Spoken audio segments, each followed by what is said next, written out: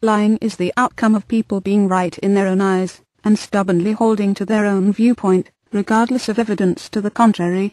Lies are constantly in politics and government, and we tend to simply accept it. Rarely does anyone address issues truthfully, and when such a rare thing does occur, many simply do not want to hear the truth. Politics and lying are quite synonymous. We are constantly being bombarded by little lies, big lies, and every kind of shading of the truth that falls in between. In talk shows, books, advertising, and the news, what is the truth?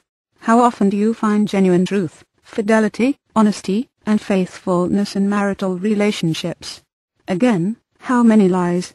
Over half of all marriages in the United States end in divorce. Are lies involved in such cases? Constantly.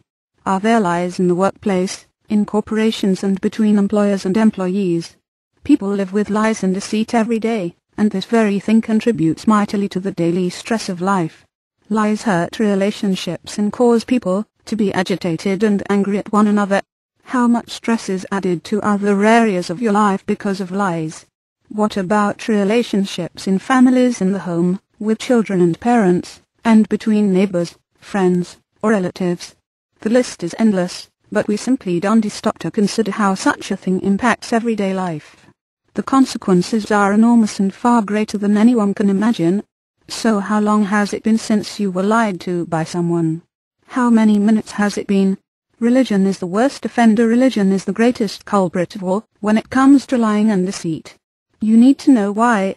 It is for this very reason that this 28th Earth is about to suffer more than it has at any other time in history. Religion has had a devastating impact on people in all nations of the world. The clash of lying religions is about to erupt on a worldwide scale that will affect every person on earth. Why is this, and how is such a thing possible? This book addresses religion because, whether you know it or not, at this very time, religion is at the heart and core of your life, even if you are not religious. Most people don't like to discuss this subject, much less mention the word God. This book is not religiously syrupy or preachy, but it does candidly discuss religion and God, yet not in the manner you are accustomed to hearing. The truth is, religion is the greatest cause of suffering and evil in this world, and it is due to this that the greatest clash of religion the world has ever known is about to erupt. Lies are going to be exposed by this book, and generally, when lies are exposed, people get mad. If some of these lies affect your life, which they will, what will you do? Will you get mad and upset, or will you honestly address those lies with the truth? Such moments in life are quite revealing. Can you objectively deal with the truth when you hear it? The truth is, most cannot. Candidly, how you respond has much to do with what you will experience in the months and very few remaining years that follow. This is a time for man's judgment. It is not to be taken lightly. One more consideration before we continue. One additional matter needs to be made clear. Although I, the author, live in the United States, this book is not written with the prejudices or biases of an American. No national prejudice is affecting what is written here, nor any prejudice from any religion of this world. 29. This is important to understand since this book will be widely distributed, and people around the world tend to be very distrusting of anything written by an American. People are just as distrusting in matters of religion, especially if the view is different from what they have always believed. All these feelings are normal and very understandable, but what you need to keep in mind are the things you read in the first chapter. This book does not originate from the prejudices of man. Its message comes from the inspiration and revelation of God Almighty given to one of His prophets. Why so much confusion? Deception is at the very heart of the problems that exist among nations and religions of this world. Where, if any, is the truth, and where are the lies? No matter where people live on this earth, they have been lied to all their lives.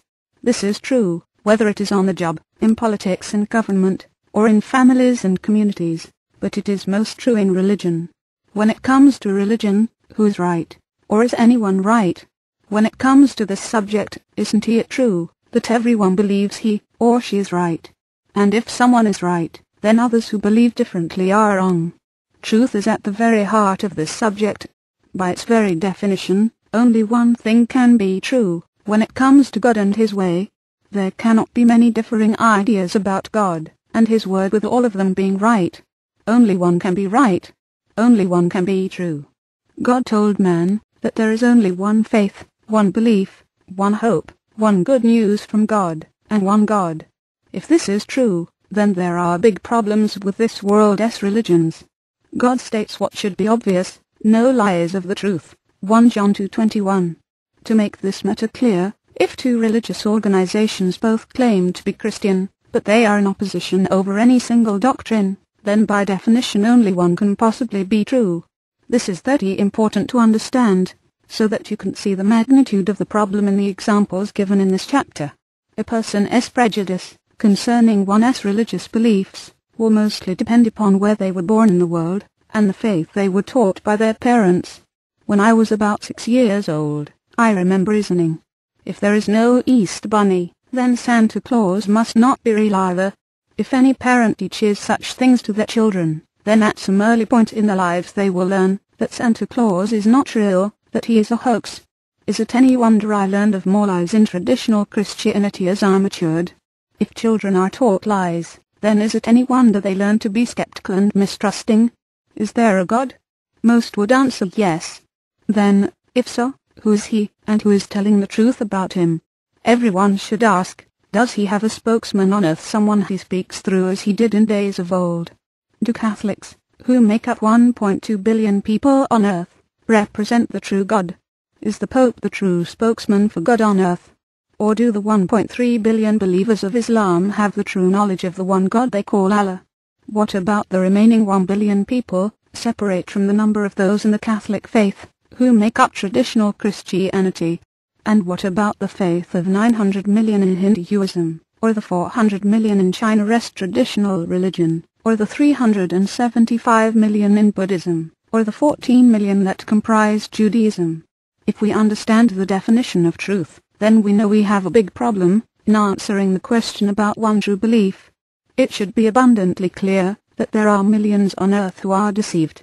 If there are thousands of separate organizations within traditional Christianity that differ greatly in doctrinal belief, and then only one, if any, can possibly be true. Are all these religious groups throughout the world worshipping the same God? No. Their very beliefs and doctrines 31 represent different teachings about God. All of them cannot be true. If they were all true, then they would be in agreement with one another. Having one's origin in the God of Abraham does not make one true. There are over 3.5 billion people who claim such origin. Those who speak about the one and self-same God do not teach the same things about him. That is the problem. The reality is that there are billions on the earth who speak of God, but do not teach the truth about him, especially about what he says. Simply using the name of God or Jesus Christ does not make one true. Many use the name of the Creator God and his Son Jesus Christ, but they teach a false God and a false Christ. Isn't it confusing? Is it any wonder that the world is in such chaos? Religious belief or no religious belief, which accounts for 1.1 billion people, it is religious belief that is at the very heart and core of this world's problems, whether you see it or not, believe it or not. Let us consider what religious confusion and disagreement produces. How well do Catholics and Protestants get along in Ireland? Do they believe in the same God, or follow the same God? Does the Church of England or the Catholic Church recognize the same government of God? Is Shia or Sunni correct in their representation of Allah? Or do those who follow the ideals of Al-Qaeda have Allah on their side? Who is right? Who is true? Do Mormons believe in the same God as the Baptists or the Seventh-day Adventists? Do Reformed Jews agree with the Orthodox, or vice versa? All of these believe they are true and right before God.